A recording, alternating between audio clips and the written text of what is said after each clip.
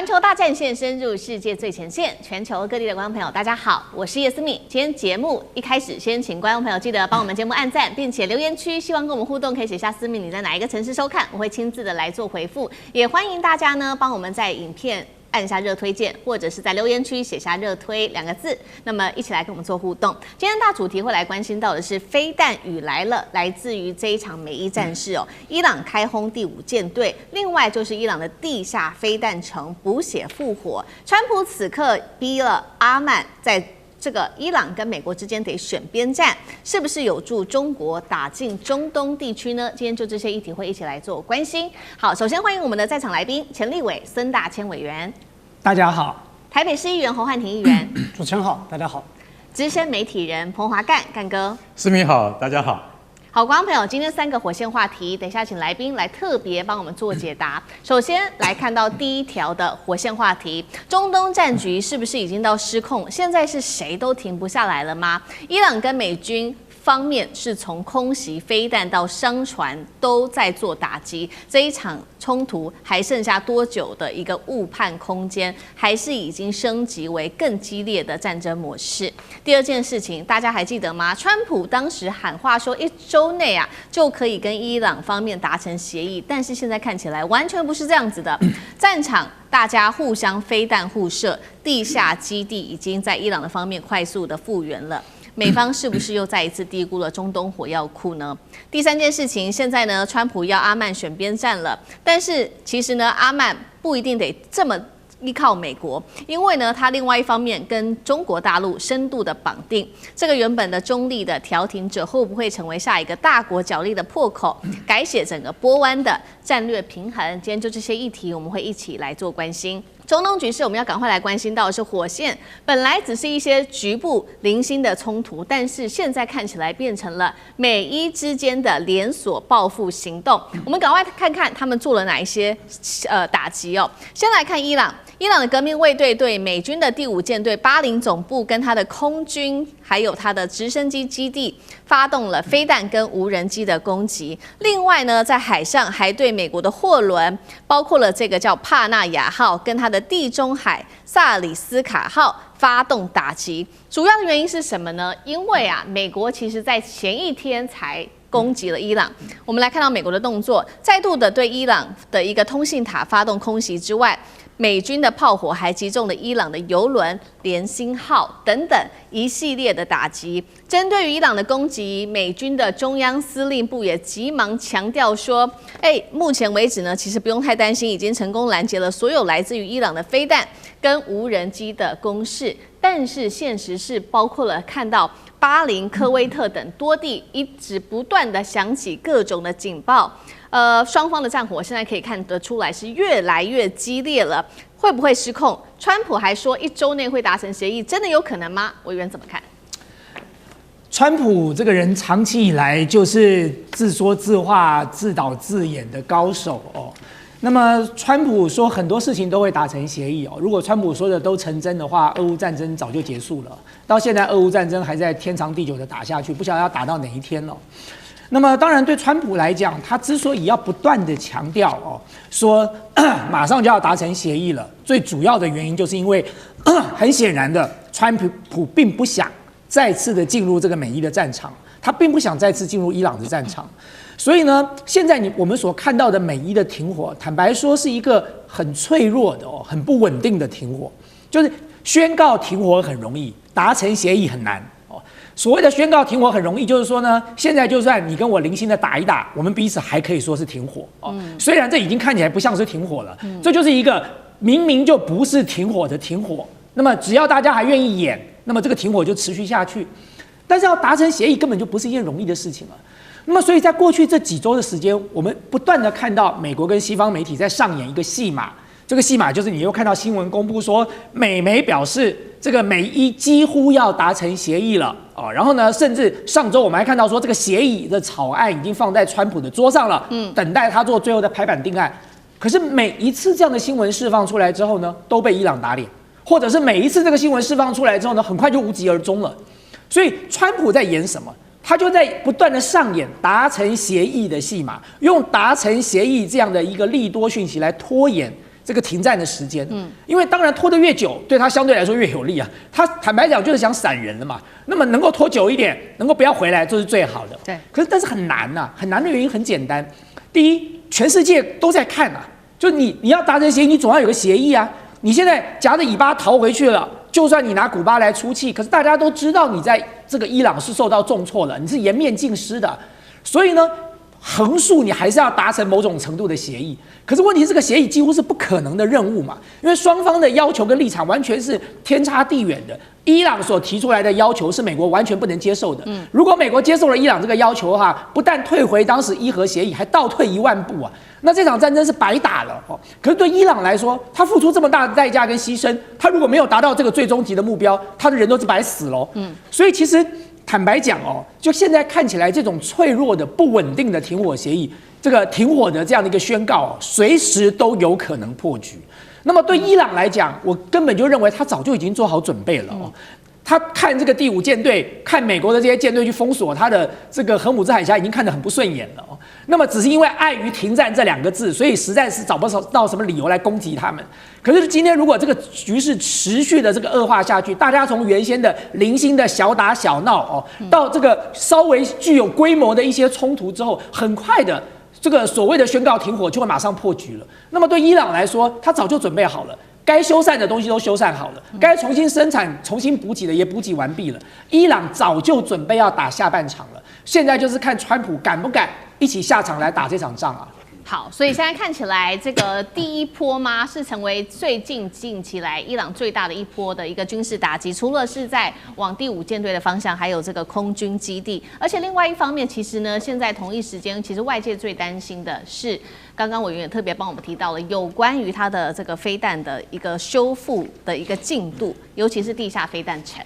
因为呢，现在说这个飞弹层的修复进度已经高达了70%。我们来看一下细节，是 CNN 做的一个最新报道，他说呢，被伊朗打的当时破坏的地区包括18座的地下设施跟69个隧道，但是呢，关键点是50个已经完成了修复，而且飞弹层呢，美军真的要拿下真的很困难，原因就是大家都知道它，因为它地层非常的深，所以呢，美军不断要去打这个很精准的飞弹之外，还要用这种重型钻地弹，还要有完整的情资等等。但是伊朗现在要修复有多简单呢？只需要派他的工程车跟他的施工团队。伊朗的副司令最近呢，又很有自信的在喊话，他说：“伊朗永远不投降，战争不可避免。”飞弹层会不会成为非常对于伊朗来说非常重要一个成功的关键？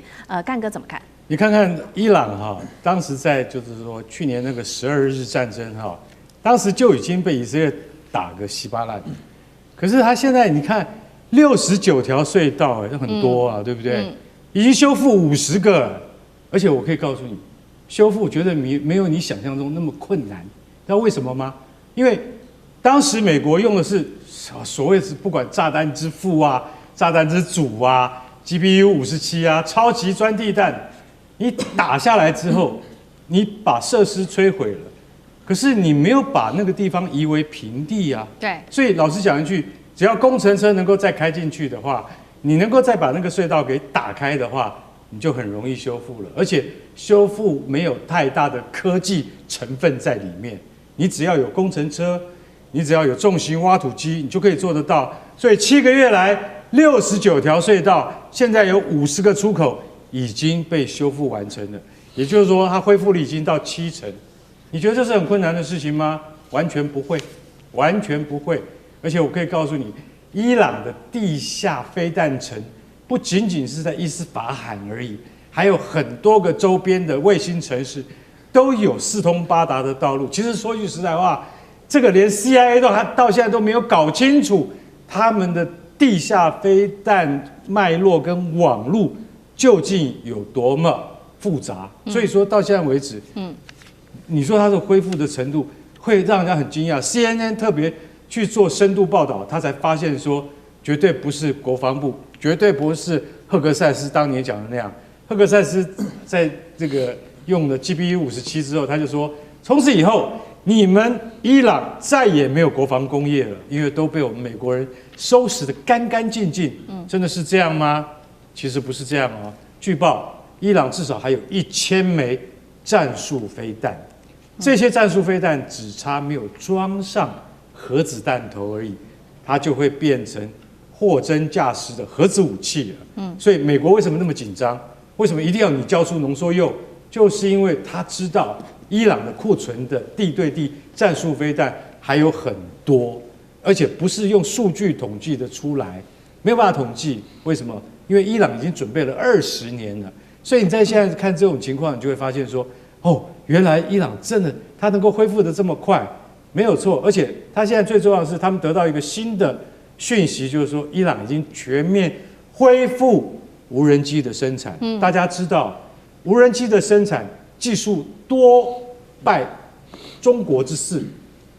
俄罗斯现在用的最好的、最普遍的叫见证者无人机，那是一种大型的、可毁的、可自毁的无人机，但它不是那种小猫咪、小蜻蜓，不是那种，它是很大一架，摆到我们这个桌子上面的话，可能会占满的。所以它是一种大型自杀无人机。俄罗斯用的最多的就是这种。现在伊朗现在全面恢复生产见证者无人机了，而且它恢复的程度会令美国很惊讶，怎么会那么快？所以你从这些种种的迹象你来看来的话，就是说伊朗已经完全准备好下一场战争，他接着要打了。那下一场战争什么时候要打？就等着你美国犯错的时候。所以我们就要看到说，他们已经准备20年，所以说他的再20年的力量，他一定是有些蓄积出来，只是他没有在宣传上面告诉你说我还有什么东西，我还有什么能力。其实老实讲一句，伊朗的韧性就是这样子，它是一个古文明，1000年的古文明。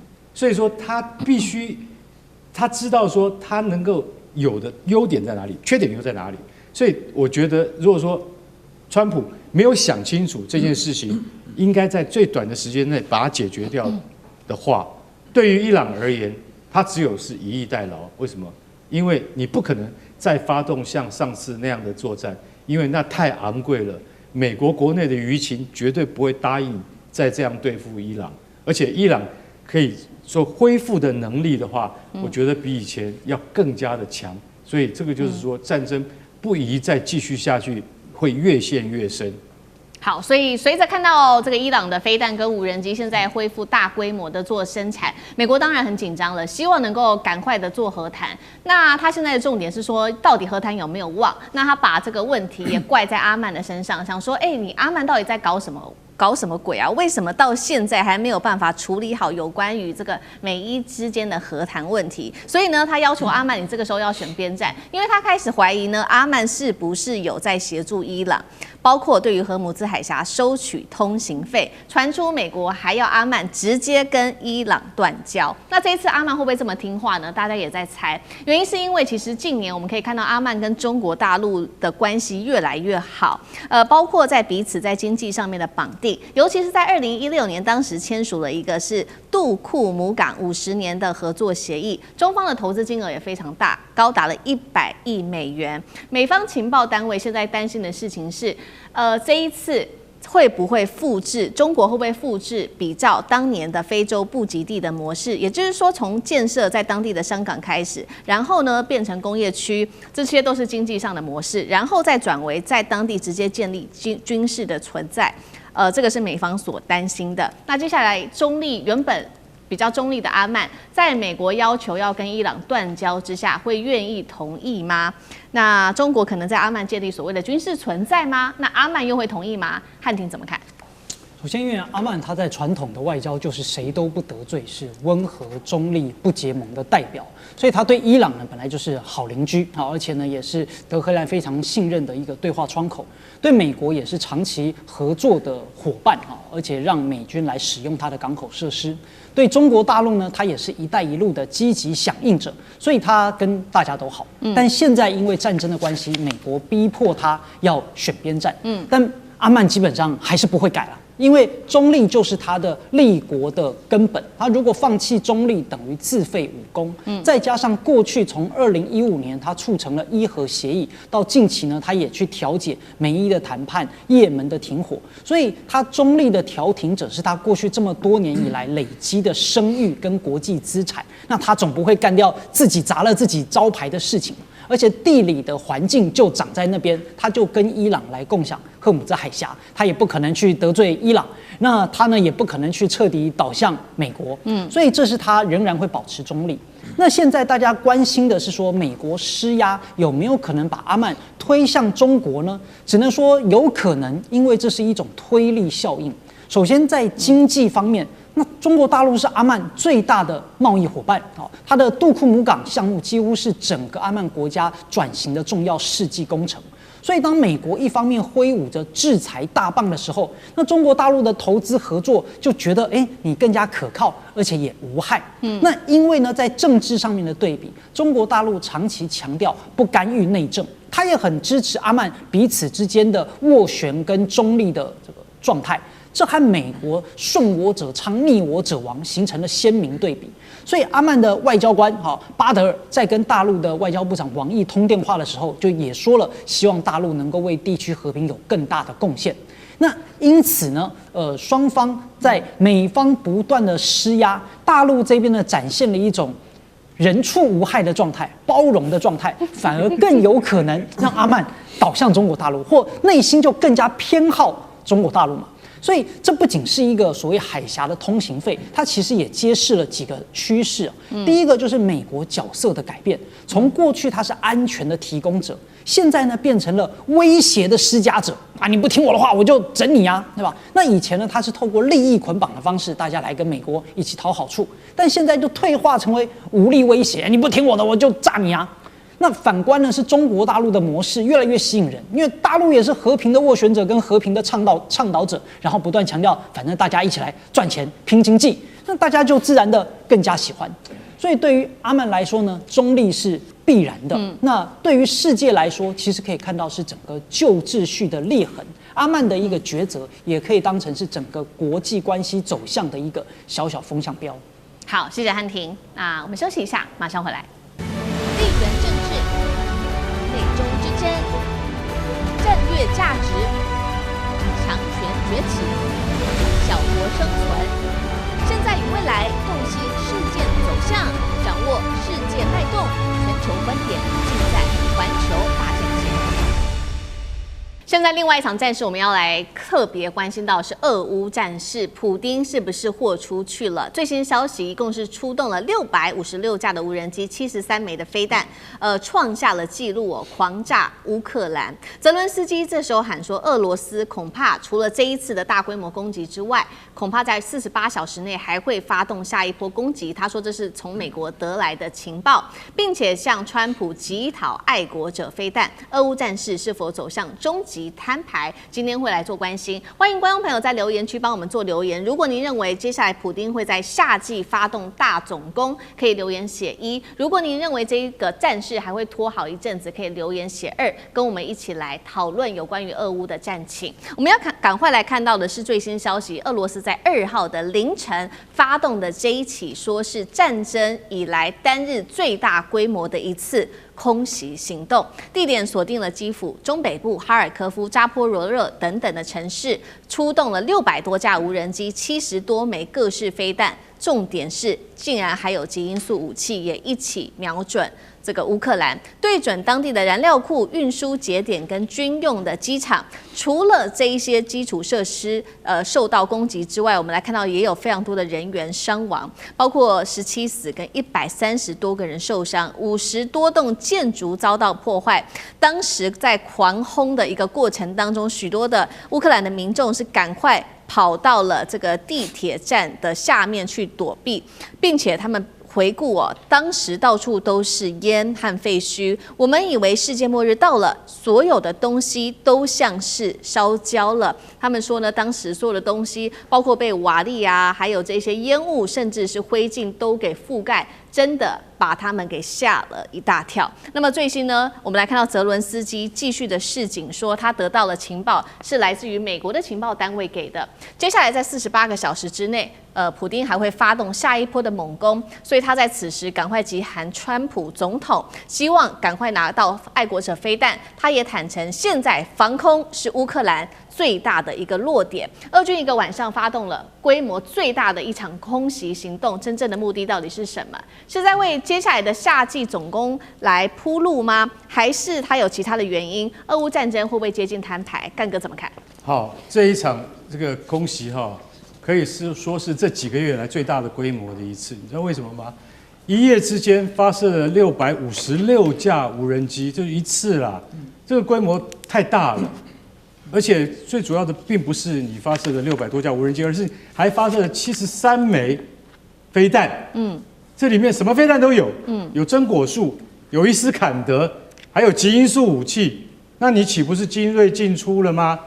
那其实我今天这样子讲这个数据，你可能不太有感觉。我告诉你，基辅车站一片炼狱，因为一听到防空警报基辅的市民一定是往地铁躲啊。以前的规模还不大，因为他们觉得说俄罗斯飞弹不准，现在很准了。现在大家都真的，一听到警报就会躲下去。6月2号当晚躲下去4万名市民，这4万名市民躲下去，我跟你讲那惨不忍睹啊！你知道为什么？抱小孩的，然后披棉被的，什么一堆，就这样躲下去。你看到那个场面，就好像你看到世界末日那个场面没有两样。这种场景，你会觉得说，这个不应该是现代社会有的吧？现在还在基辅上演，我真不知道泽伦斯基你怎么能够睡得着觉？你的人民不时要躲防空警报，因为防空警报对我们来讲，尤其对我们台湾人来讲，可能是60年前的记忆吧。现在不是啊，现在不仅仅是基辅啊，扎波罗热也是这样子，然后还有很多城市也是这样子。那你就会觉得说，那到底是怎么回事呢？俄罗斯不是现在正在跟美国斡旋可能快会有一些结果出来了吗？普丁为什么在这个阶段还要发动这么大的攻击？而且泽伦斯基他也讲了，明天可能还有一波更大的攻击。也就是说，等我们节目播完了，又有更大的攻击。入夜以后，当然在他们那边应该是白天了，会有一波更大的攻击。这次攻击造成17人死亡，有一种说法是22人死亡。然后反正你就会觉得说，这好像有点反其道而行了嘛，对不对？这到底怎么回事？你知道为什么？我现在告诉各位为什么？因为在上个礼拜，乌克兰才刚刚也是一夜之间出动了300架无人机，而且其中有一半被击落，148架被俄罗斯的防空系统击落。可是俄罗斯的，包括卢甘斯克卢甘斯克大家就知道，属于本来是乌克兰的那个自治州，那因为里面住的比较多俄罗斯人，结果也被攻击了。对，等于是乌克兰去攻击自己以前的领土，然后打死了22个人。所以大家就晓得说，其实反而是到了停火边缘，冲突反而更剧烈的原因究竟是出在哪里？其实我可以跟各位讲一点，俄罗斯今年的 GDP 的成长你很少听到有人会衰退的。俄罗斯的经济成长GDP 可能会衰退到只有0.4%而已，远低于去年跟前年的经济成长。本来如果照正常没有战争，他今年的 GDP 要成长1.3%的，他说现在连0.4都保不住了。所以原因就很简单，就是告诉你说，我们现在需要360亿卢布的特别经费，要特别加强什么？加强守住前线。那我们说句实在话，川普在这里面到底扮演成了什么角色？而是说，我们今天看到那个基辅被攻击的那个惨状，同样俄罗斯的发电厂跟飞弹雷达站一样遭受攻击。在这种情况底下，那我想请问你，到底谁是赢家？我们不知道，我真的不知道到底谁是赢家。我们必须要去问一个问题，就是说，如果俄罗斯要发动夏季总攻势的话，那还要再死多少人？而是说，今天我们要看整个战场的走向，已经到了都是用无人机互轰，你看不到实际的作战，你看不到实际的战果在哪里，而是说不断的有人命的损伤以及经济损失。为什么？大家知道现在乌克兰一年生产多少无人机吗？20万架。20万架不到1年就用光了，然后你今天造成的这些经济损失，老实讲一句，你可能很久都没有办法回复的。所以我认为，接下来普丁如果发动更疯狂的攻击的话，泽伦斯基跟美国要爱国者飞弹，那又是一个钱坑了。因为爱国者飞弹大家都知道，一枚要300万美金，用爱国者飞弹去拦截俄罗斯的极音速飞弹，那是划不来的。可是划不来，他也是一样要。为什么？因为这样子他才能够稳坐他的总统大位。我说一句实在话，如果国际调停再没有一个结果的话，俄乌前线已经几乎变成一个人间炼狱，真的很值得所有爱好和平的大众们多多关心的。好，我们看到这个夏季来了，现在不管是俄罗斯发动这个大规模、有史以来最大规模的单日攻击之外，其实呢，刚刚干哥也帮我们提到了，乌克兰在近几个月同样也是发动了非常多波的攻击，而且主要的就是原因是他们大量的生产无人机，并且使用无人机去攻击俄罗斯。所以最新有来自于战争研究所他所做的一个数据显示说，他们认为乌克兰最近确实战力有大大的提升，而且他们甚至还说这个战场开始出现了一些的翻转，这是战争研究所所说的。那么我们来看到最近乌克兰又有哪一些攻势，包括在1号这一天，乌克兰使用它的无人机部队对俄罗斯本土发动了另外一波的反击，打的就是俄罗斯的炼油厂、它的燃料库等等。泽伦斯基直接统计，他说1到5月已经攻击了15座俄罗斯的炼油设施。再来 CNN 指出说，光是4月份，乌克兰夺回的领土是多于俄罗斯占领的面积的，这算是俄罗斯从这个2024库斯克事件之后首次出现的领土净流失。好，比较敏感的事情是，刚刚其实干哥也帮我们提到了嘛，现在俄罗斯的这个经济状况是不是已经发生一些比较大的问题？尤其是来自于这个彭博社所做的一个报道，他说有从内部取得的文件显示说，俄罗斯的财政部跟央行官员警告普丁说，战争开支让他们快要撑不下去，恐怕导致这个国防支出太大了，到了一个危险的程度。这个也是要特别来做关心的。那一边是俄罗斯的财政问题，另外一边我们看到是泽伦斯基的防空非常的脆弱，消耗战到底谁会先撑不下去？那委员怎么看？对，俄乌战争从开打到现在这几年间事实上在前几年，其实俄罗斯跟乌克兰都有一点绑手绑脚那对乌克兰来讲，它最主要绑手绑脚的原因是因为美国限制它去攻击俄罗斯的本土。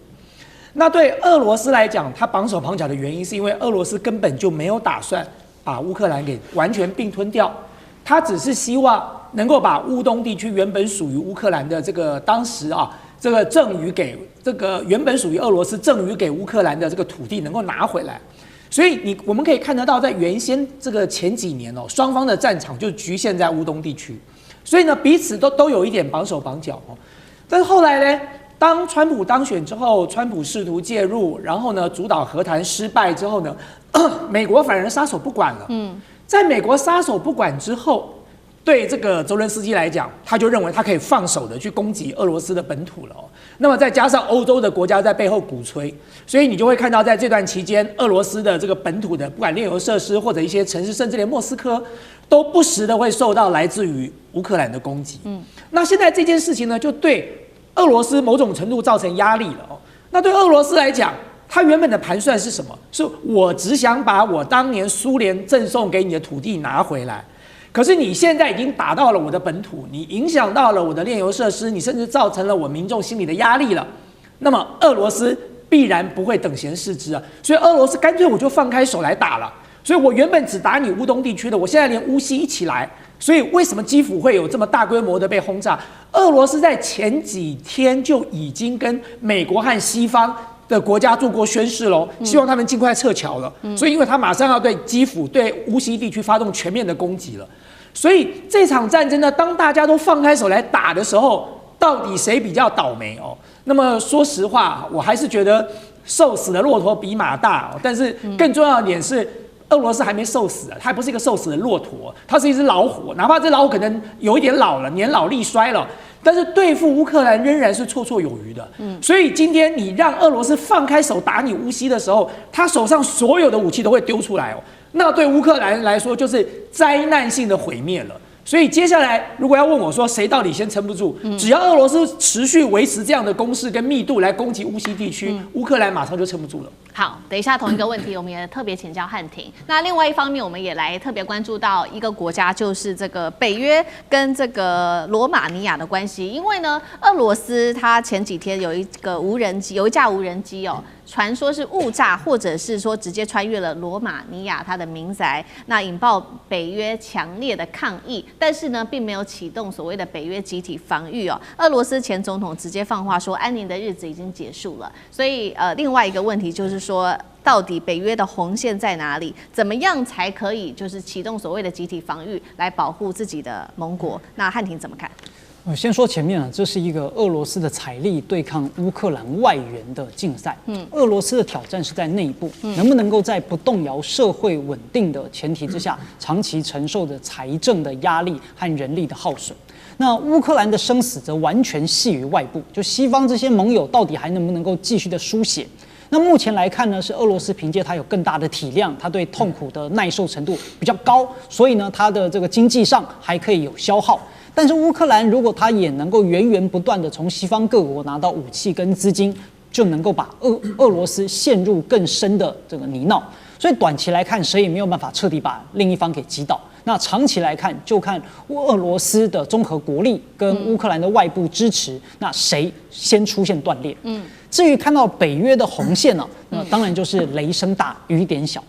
目前说，你看我们有谴责啊，有召见大使啊，什么这个加强一些部署预警机啊，但最关键的是，它没有启动北大西洋公约的第5条集体防御，只启动第4条协商。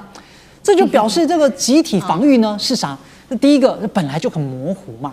这一次北约把事件定性为是俄乌冲突的外溢跟一个意外，它不是俄罗斯对北约的蓄意武装攻击，那就不能够用第5条了。好，那为什么要这么做呢？当然是因为大家也怕打仗啊，要跟有核武的这个国家俄罗斯开启全面战争，是任何理性决策者都会避免的噩梦。所以只要有口头警告和这个防御性升级，就能够达成目的。你出事啊，对吧？那我也讲话了啊，我们就避免事态升级，能够有一个谨慎平衡。所以呢，我们守护每一寸领土啊，这是一个政治口号。但真正的具体反应，那个军事啦、外交上都是要算钱的。如果真的打起来，我们国家怎么吃得消？我们北约这个怎么搞？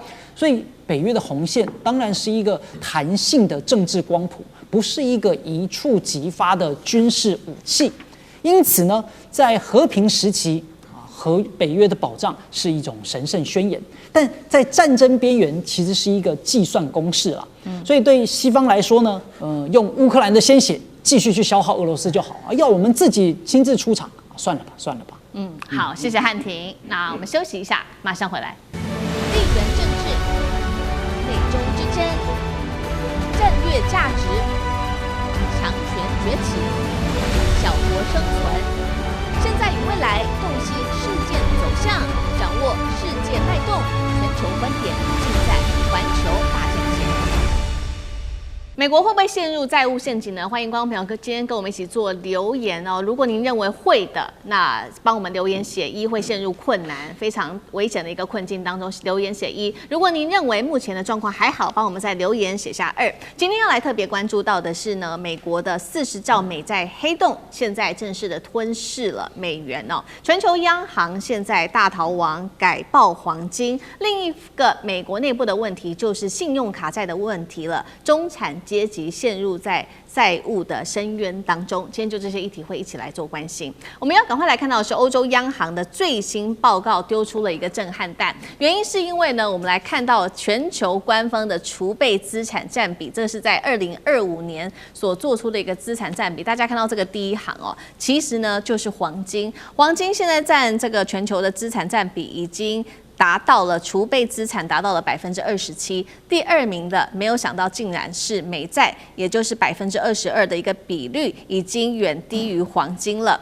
等于说过去几十年美债一直都是一个终极的一个保险箱，现在被黄金给反拆，大家也开始关心了，说美债还还得起吗？外资我们也发现它开始出现了许多撤退的迹象。哪3个国家现在开始大卖美债呢？其实比较多比例的是在日本跟中国大陆的部分，土耳其也占一部分的比例。外资减持幅度高达光是3月份1384亿美元。今天我们要来特别看到3位专家怎么评估美债跟黄金呢？首先我们来看到的这位是末日博士，他说呢，美债这一波并不是只是修正而已，而是全球的主权信用开始重新定价了，危险程度他直接说了超越金融海啸时期。再来看到这一位是《富爸爸》的作者，他也直接说了白话，他说黄金过去1年涨幅高达65%，如果呢你把资金放在存款的话，这个利率只有4%，当然很明显的这个资金就会直接流向黄金了。再来，我们特别看到的这一位是矿业的传奇人物，他也发表了他的意见，他认为接下来黄金会在3年之内上看17250美元，而且他认为说呢，黄金在大多数的时间，其实大家把它视为是一个商品，但是其实黄金还是有1成的机会，也就是在这些关键节点，像是一个国家的信用震荡的时候，会回归作为一个终极的储备资产。接下来有可能的事情发生，就是一旦美元失去信任，黄金马上就会接下来做接班了。那么推升黄金的另外一个动力，很讽刺的，其实还是来自于美国内部的债务的压力。从雷根时期，当时的美债高达了1兆美元，但是如今不得了了，光是利息1年支出就快要1兆了。难怪现在占政府的支出大约达到14%，难怪现在大家也不信任了美债，成为黄金一个推动它的价格的一个重要动力。今天节目一开始要特别请教委员怎么看了？现在许多国家的央行开始减持美债买黄金，代表不再看好美债吗？接下来会不会进入所谓的美债的恶性循环？委员怎么看？好，我先讲一下刚才这个思敏跟大家提到的两个国家啊，一个是日本，一个是中国。那么日本跟中国大陆抛售美债的出发点的考量不一样哦。就日本抛售美债的原因，就是因为日币现在大幅贬值，所以这个日本的央行必须要救日本的这个日元哦，他没有办法让日元现在这样持续的下跌。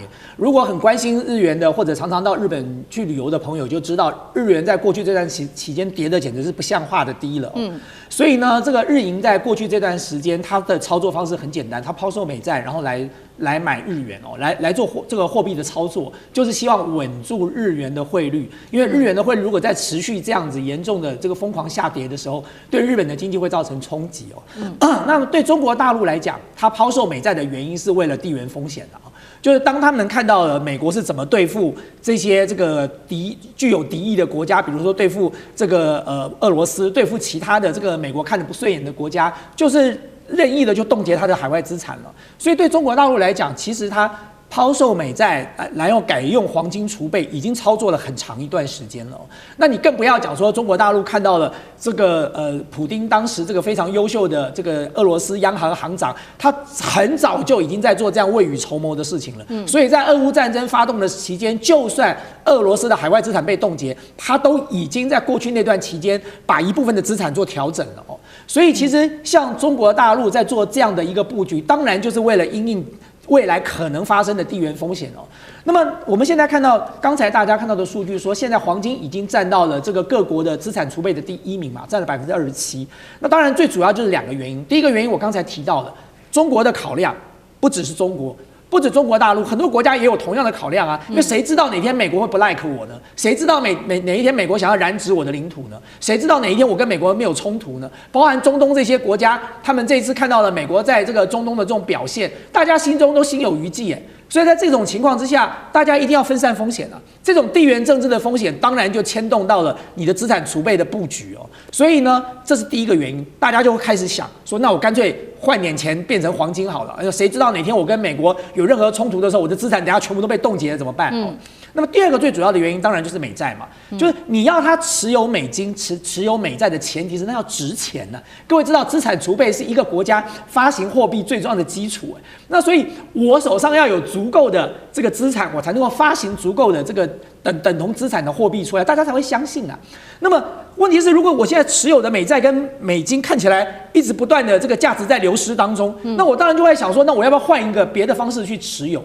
包含刚才大家看到的数据，黄金在过去这段期间，其实虽然现在价格有往下修正哦，对，那么但是因为这是跟最近联准会的操作有一些关系，但是长期来看，就过去很长一段时间，黄金的这个涨幅是惊人的，所以前一段时间当中国大陆把这个美债换成黄金的时候，很多人在嘲笑中国大陆说：“你看这个时候去换什么黄金啊？美债好好的可以领利息，干嘛要换个黄金呢？”结果没有想到黄金就忽然之间一飞冲天了哦。所以其实在这个过程当中，当然就很多国家就会受到激励啊，想说既然是如此，我干脆看起来你美国要摇摇欲坠了，那我不如再换一点黄金好了。那我回过头来看哦，就是说现在美元跟黄金中间一个最大的变数在哪里？在接下来联准会主席的动作哦，因为联准会主席的动作如果是照 Wash 先前所讲的，他要采用缩表的策略的话，那么在市场上的美金的流通量会大幅的限缩。那美金的流通量一大幅限缩之后，第一会造成整个全球经济体系的危机哦，因为流动的现金变少了，还再加上在这个过程当中，银行的利率也会提高哦，所以呢，变成很多资金可能会回流。那么在这个过程当中呢，对美元跟黄金之间的彼此的这个互动哦，那么当然就会造成一定程度的影响。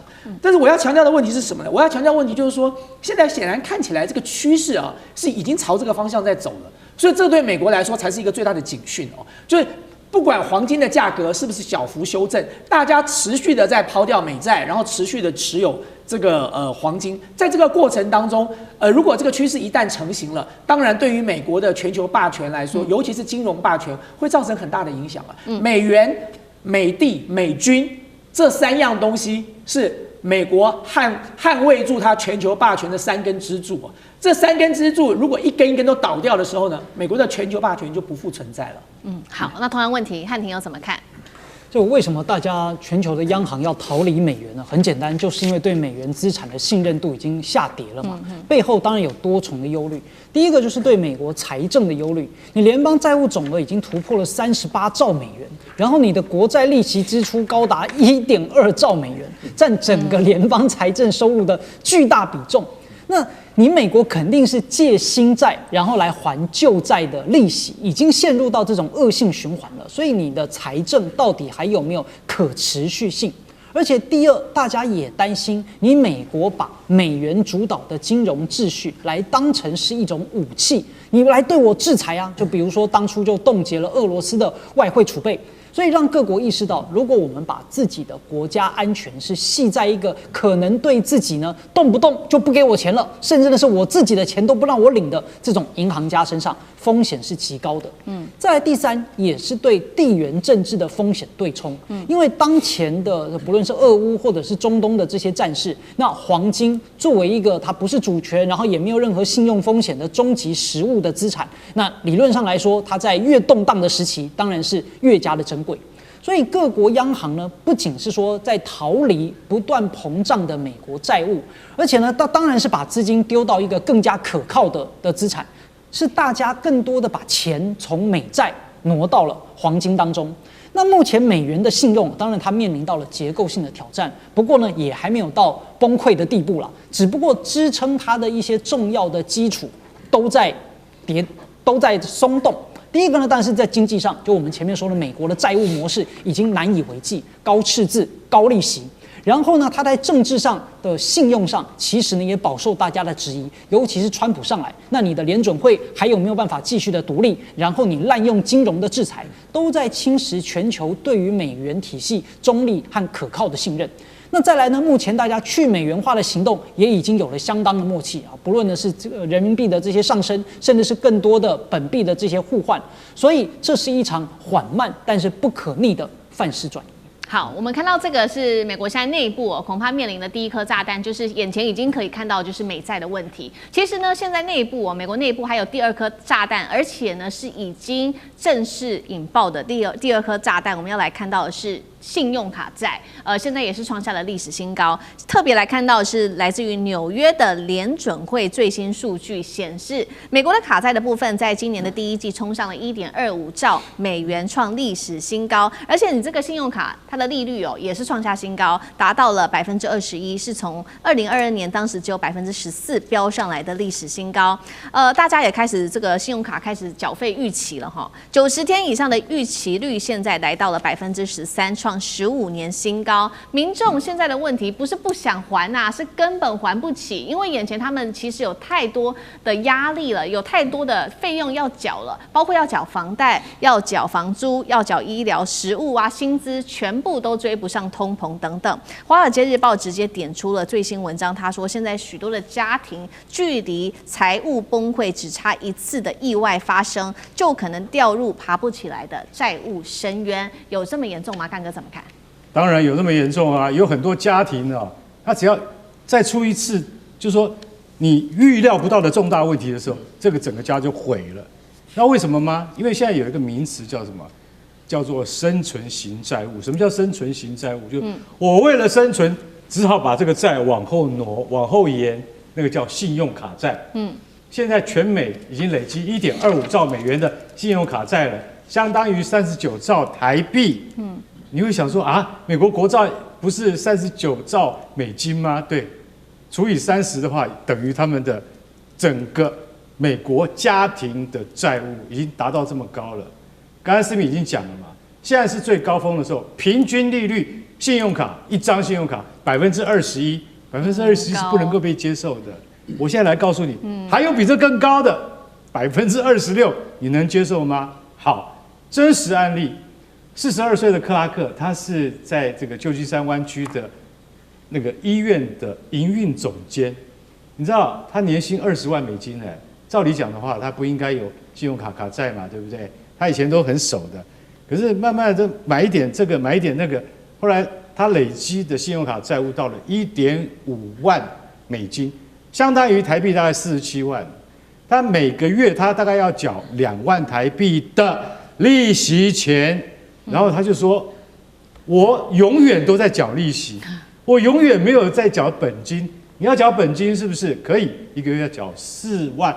不行，我缴不起，缴不起怎么办？继续缴2万。”他说他用一个很生动的形容，就是说，当我发现这件裤子我越来越穿不下，就是我越来越胖啊，就代表那个债务跟他的裤子一样越来越小，然后他的肚子越来越大，他就知道说这样再下去不行，我整个人会毁掉，我的家庭也会毁掉。后来经过债务协商之后，他才在2年之内慢慢还清了。你要知道，这个是一个典型，但是他一定要遏制自己再用信用卡来以债养债。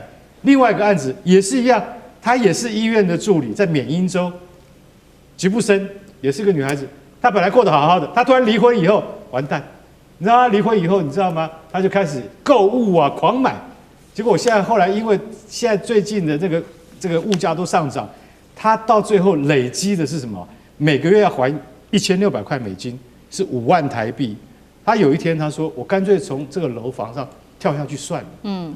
我永远都在还利息，我还不起本金。”结果我一发现，一看我办公室里面20个人里面有1半跟我是一样的，只是没有我那么严重而已。我们现在讲的是什么？是讲一个美国很普遍的现象，你就可以了解到，他说。我现在赚到的钱要先缴什么？房租、医疗、保险、食物。我缴这些之后，我根本没有力量，我只好把这些信用卡卡债推到最后面，变成什么生存型债务。这就是美国现在所遭遇到的问题。好，川普看到问题了，川普说：“好，我现在他本人他说，美国银行今年。”通通不准给我这个信用卡卡债达到10%几，只能限缩在10%。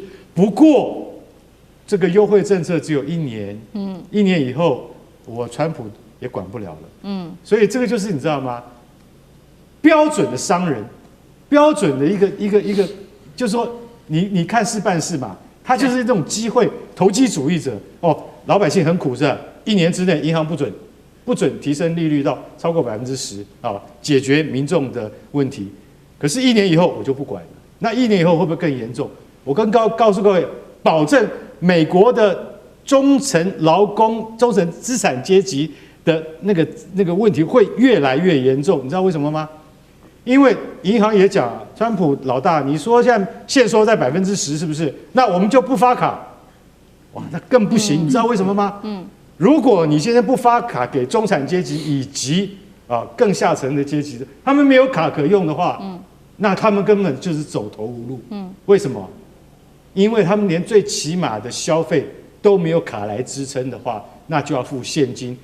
没有人有现金，这是美国社会的一个很标准、很典型的模式，所以这个问题到现在为止没有办法解决。如果说川普，因为川普在第一任的时候，他是跟银行绑在一起，跟人民对干的，后来他是最近比较好了，还知道说要帮人民想，但也只有1年，1年之后那我们台湾有一句俗话，闽南话叫"水狼够性命"，就是你自己去顾你的命啊，政府帮不了你的忙。美国的真实的中产阶级的状况，我们现在不要讲下层，下层是更惨，那些游民是更惨。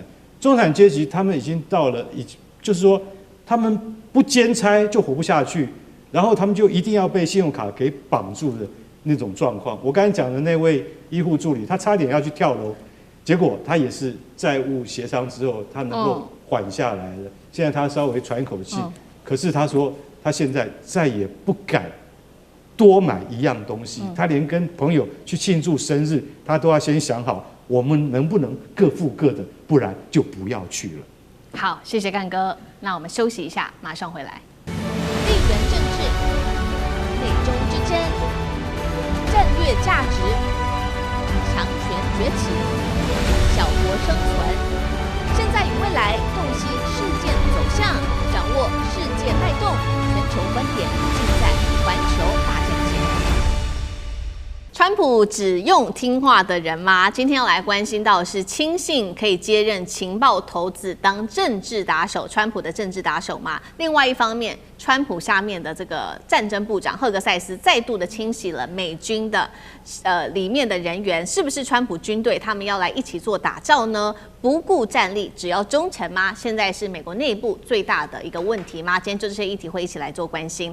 川普的内阁今天要关心到的是，又是一位重要内阁现在确定请辞了。这位今天要来特别关心的是国家的情报总监，他叫做巴加德。巴加德最新在 X 平台上面宣布他要请辞了，理由给的是是为了照顾罹患罕见癌症的丈夫，但是呢，美国的媒体其实直接炸锅了，他们不信这一套，他们认为说呢，其实他是被请辞的，包括了外媒跟政治圈都开始做了一个分析，原因是因为他们认为巴加德之所以请辞，是因为他是一个反战的人，尤其对于伊朗动武这件事情上面立场是跟川普完全不同的，甚至呢，在这个政策的会议决策上面，曾经公开反驳他的说法，还丢下了一句我不在乎他说了什么，更把巴加德排除在决策圈外。那么这一位接班的人，今天我们要来特别关心到的就是他了。38岁的这一位是联邦住房金融局局长，叫做普尔特，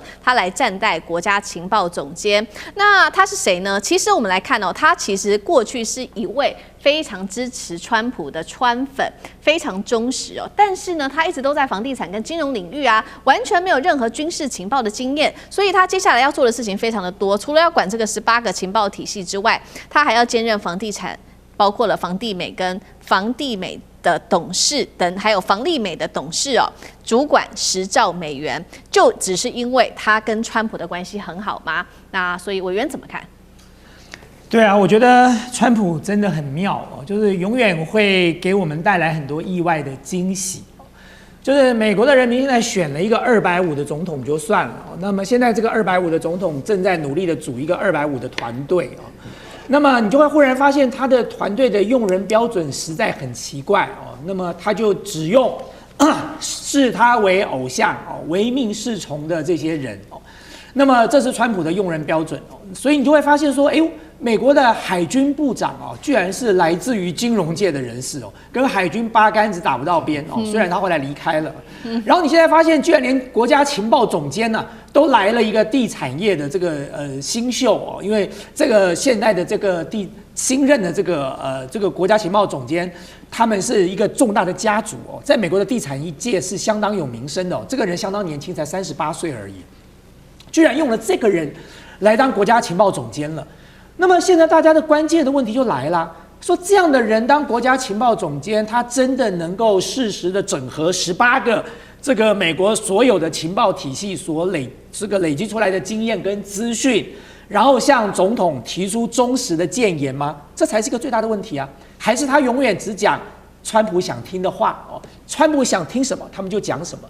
所以你会发现哦，川普原本的这个250的这个总统周边的团队哦，原本就不怎么样啊，但是至少还有一些人会说真话，比如说像这个伊朗战争的时候 ，J.D. Vance 看起来显然就是不太赞成哦。然后纳坦雅胡跑到了白宫去做过简报之后，连 Rubio 都出来说他简直在鬼扯啊。那更不要讲像加巴德哦，像很多这个当时的一些重要的官员，甚至连这个参谋会这个联席会议的这个主席，他当时所提出来的也是很保留的意见哦。最后事实证明，这些人讲的都是真的。就这些人警告川普的问题，后来都发生了。川普自己反而陷在了泥淖里，因为他当时被纳坦雅胡骗了，或者是呢跟着纳坦雅胡一起兴高采烈的上了那辆战车了哦。那么现在问题来了，你换到了另外一个听话的人了，那这个人究竟接下来呢？川普能够从这个人的身上得到应该有的一些情报资讯，来作为他后续的一些重大决策的判断吗？现在显然看起来不行了。所以呢，最终这个团队就会变成一个以川普这个250总统唯命是从的250团队哦，就川普讲什么我们就往哪里走，川普说的永远都是对的。那我题外要再讲一件事情，各位知道这个人啊，这家伙掌管的房地美跟房利美是什么？是美国最大的这个所有美国现在的房屋的贷款都是。这个债务都是集中在房地美跟房利美身上。当时的次贷危机造成最大的冲击，就是因为房地美跟房利美他们当时的债务发生了问题了。所以大家想一想，我们刚才讲了，卡债、美债陆续都发生问题了。然后如果今天WASH要开始缩表，他把手上所有的债务要丢出来，将近3-4兆美元的债务丢出来了。在这个情况之下，房地美跟房利美他们当时所累积的这个房贷债务撑得住吗？所以这个家伙未来就已经要面对美国接下来的这个金融冲击了，然后你再把这个人拿过来兼任这个管理18个情报机构的国家情报总监，我无法理解川普是怎么想的哦。但是就是川普，你就算想毁灭美国，也不要毁灭的这么快，就是留一点时间让我们慢慢看嘛。对，好，所以这个情报总监未来是由这位拥有房地产经验，但是完全没有军事跟情报的人物来接任。那接下来对于现在大家最关心的这个美伊战事会不会有什么样子的后续冲击影响？那汉你又怎么看？亲贤臣，远小人，此先汉所以兴隆也；亲小人，远贤臣，此后汉所以倾颓也。看到了吗？活生生在美国上演。那加巴德呢？我们都知道，他过去就是因为跟川普唱反调，他拒绝为战争背书，然后他也说美国跟以色列其实是有很大的盲点。那他呢，就从头到尾都认为美国不应该陷入中东的战争泥淖，所以呢，就被赶走。讲白了就是如此。结果换上来的这个我们说的这个普尔特，刚才大家也都提到，超厉害，对吧？房地产豪门继承人，零情报、零军事、零外交经验，最擅长就是用他的这些金融局的职权来调查川普政敌的抵押贷款问题。过去就是当川普的政治打手，现在呢，一人身兼3职啊，掌管超过10兆美元国家资产跟全美的情报网络。这个利益冲突在哪里呢？然后呢，所谓的权力分立制衡又在哪里呢？完全没有。所以未来啊，这个情报政治你当然是要中立、客观、真实，不受到任何的政治影响。毕竟你是要打仗嘛，你要看的是真实的东西，要报告的也是真实的内容。那现在呢，是任命他的忠诚，任命他的亲信。所以未来情报机构还能够再提供真实的讯息吗？还是会提供政治斗争的工具？还是会没什么用，反正都只是帮川普的作为来做出决策呢？所以本来啊，在美国他的任命是有参议院要有听证啊，要有同意啊什么的，但现在呢，川普啊直接透过代理任命，然后就绕过了这个手法。所以，在美国政治当中的权力分立啦，或者是这些的有效制衡机制啊，其实完全崩塌啊。那本来的专业取向也向个人效忠全面投降。所以在未来呢，表示第一个政治极化更加的加深了，忠诚会压倒一切。第二个呢，整个的制度空转，然后川普他的帝王总统性格啊，又一定会更加的加剧，所以各种的监督跟制衡呢，也可能都会被掏空。那至于在外交战略当中呢，我们只能够敬请期待。好，而且我强烈的怀疑哦，你说普尔特能够提供什么样的情报资讯呢？他以后所提供的情报资讯，可能是告诉川普说，全世界哪里的房地产会涨，可以去炒。所以川普从炒股、炒币，接着来炒房地产。对，好，那犯了同样错误的，其实呢，刚刚我们讨论了嘛，除了川普之外，再来就是赫格塞斯，他最近也做了类似的事情哦。那我们来看到的是，他阻挡了8名的海军上校的升迁案，而且这非常有争议的原因，是因为他还提拔了一位是他的亲信哦，来升上这个案子。那么被卡住的官员有2位是女性，有2位是非裔，也在当中涉及到是否有这个种族歧视的问题。再来就是赫格塞斯，他上任之后被统计说已经撤换超过20位的将领级的军官，被质疑是否只打造听命于川普的军队呢？干哥怎么看？好，什么样的组织出什么样的奴仆，对不对？一定是这个样子吧？赫格塞斯完全学川普那一套，而且川普还放任他这样。我记得这个事情我们几个月前才刚讲过嘛，对不对？他今天阻止了2名非裔的上校要晋升准将，又阻止了2名女性要晋升准将。当时我们就很大的那个挞伐声。他现在更可怕，他现在已经阻止了8名的上校要升那个准将。因为他们的制度，美国的那个军队的制度是一定要先升上准将，才能升上少将。跟一般的国家不太一样啊。那但是以美国军人上校要升到准将，这是一个很大的光荣。坦白讲，是对整个家族都是很光荣的事情。可是呢，他竟然横生枝节就阻挡这些人，为什么？你知道为什么吗？因为这些人不是那种跟他理念相同的，或者他们是非裔，就是他们可能是黑人，或者是他们是女性，或者他们是多元的，大家就知道。也就是说，在性别认同上面，他是不准跨性别者。所以在这种情况底下，有这样的上校就被他阻止，这个人绝对不可能升上去。为什么？因为他可能是同性恋者的嘛，绝对没有他的份。好，那之后结果你知道，他说这是维系军中优良的传统。然后因为拜登当时没有维系这样优良的传统，造成美国军队的素质会下降。可是拜登当时也讲了啊，他要卸任的时候也讲，我们就是因为不计较他的肤色、种族，我们只看他的能力，所以这样子。那你知道他现在已经阻止8名上校了，他还要阻止什么？他说以后记者不要给我到我的办公室来。